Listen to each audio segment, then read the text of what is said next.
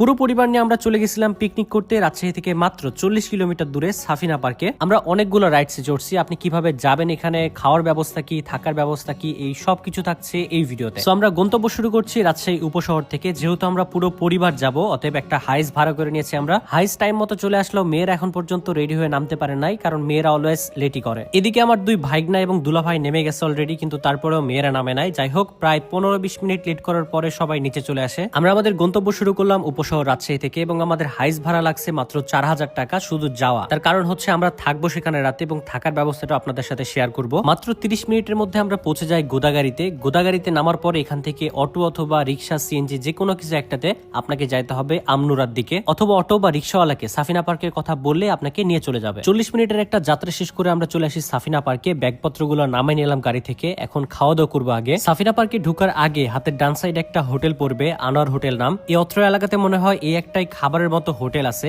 যেটাতে মোটামুটি আপনি সকালের নাস্তা থেকে দুপুর এবং রাতের খাবার পাবেন। হোটেলের ভেতরে ঢুকার পরে প্রথমে হোটেলের স্পেস পাওয়া যাবে, অনেক বড় একটা জায়গা। তার সাথে ভেতরে ঢুকলে আবার রেস্টুরেন্টের মতো একটা জায়গা আছে, সেখানে বসে আপনি পরিবার অথবা বন্ধু বান্ধব নিয়ে একটু প্রাইভেটলি খাওয়া দাওয়া করতে পারবেন। এটা ছিল আনোয়ার হোটেলের মেনু কার্ড। এখানে গরুর মাংস, খাসির মাংস, মুরগির মাংস সহ আরো বেশ অনেক ধরনের আইটেম ছিল। এখানে সকালের নাস্তা, দুপুরের খাবার এবং রাতের খাবারেরও ব্যবস্থা আছে। আমরা নিছিলাম গরুর মাংস, ভর্তা, ভাজি, ডাল এবং ভাত। খুব সিম্পল একটা খাবার দাবার খাওয়ার চেষ্টা করছি, কারণ এখন খাওয়া দাওয়া শেষ করে আবার আমাদেরকে ঘুরতে হবে সাফিনা পার্ক। বেশি খাইলে আবার বিভিন্ন রাইডস আমরা উঠতে পারবো না। আনোয়ার হোটেলের খাবারের মান বেশ ভালো ছিল। আমরা সবাই মিলে মজা করে খাওয়া দাওয়া করছি। খাওয়া দাওয়া শেষ করে দুলাভাই বিলটা দিয়ে দেয়। এখন আমরা যাবো হচ্ছে সাফিনা পার্কের ভেতরে। আমরা যেহেতু রিসোর্টে থাকার জন্য বুকিং করছিলাম, অতএব আমাদেরকে আলাদা করে কোনো টিকিট কাটতে হয় না সাফিনা পার্কের ভেতরে ঢুকার জন্য। সাফিনা পার্কের ভেতরে ঢুকে আমরা সোজা চলে যাই আগে রিসোর্টে ব্যাগপত্রগুলো রাখি, ফ্রেশ হই, তারপরে বের হয়ে পড়ি আবার। রিসোর্টে থাকতে আমাদের কত টাকা খরচ পড়ছে, রিসোর্টে থাকার পুরো প্রসেসটা আমি আপনাদেরকে পরবর্তী ভিডিওতে জানাবো। কিছুক্ষণ পরে সন্ধ্যা লেগে যাবে, যে কারণে আপনাদেরকে সাফিনা পার্কের রাইডস গুলো ঘুরে ঘুরে দেখাই।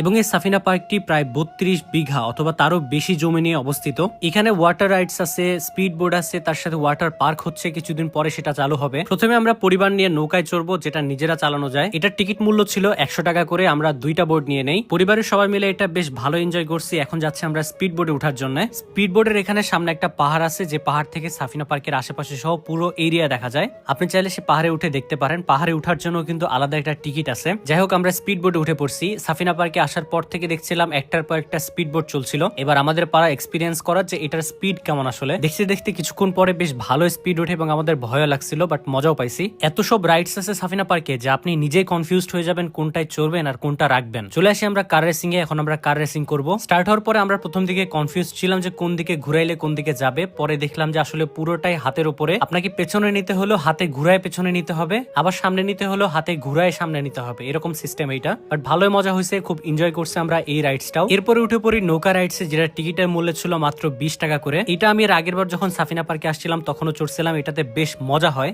এবং ভেতরে একটা ভয় ভয় কাজ করে, হালকা নাগরদোলার থেকে এইটাতে বেশি ভয় লাগে। উঠার পরে দেখি সাজ্জাদ লাফানো শুরু করছে আর মধু চিল্লানো শুরু করছে। দেন লাস্ট রাইডে চড়ে আমরা ট্রেনে। এইটাতে বেশ মজা হয় কারণ এটা অনেক স্পিডে যায়। টিকিট মূল্য ছিল মাত্র 50 টাকা করে। আমরা 4টা টিকিট কেটে ফেলি। প্রথমে মনে করছিলাম ছোটখাটো একটা রাইড হবে, তেমন একটা মজা হবে না, কিন্তু উঠার পরে সাজ্জাদের অবস্থাটা দেখেন পেছনে। আমরা সবাই ভয় পাচ্ছিলাম, কারণ ছোট্ট একটা রাইড হলো, প্রচুর পরিমাণে স্পিড ছিল এটাতে। সাফিনা পার্কের রাইড সম্পর্কে আপনাদেরকে পুরোপুরি ধারণা দিছি। এরপরের ভিডিওতে থাকবে হচ্ছে রিসর্ট সম্পর্কে পুরো ভিডিওটা। বিভিন্ন কটেজ ছিল, কটেজে থাকার মূল্য কেমন, ফ্যাসিলিটিস কি কি থাকতেছে এবং কত টাকা খরচ পড়বে আপনার এখানে, এই সকল বিস্তারিত নিয়ে থাকছে পরবর্তী ভিডিও। সো ধন্যবাদ সবাইকে এই ভিডিওটা দেখার জন্য। দেখা হচ্ছে পরবর্তী কোনো ভিডিওতে।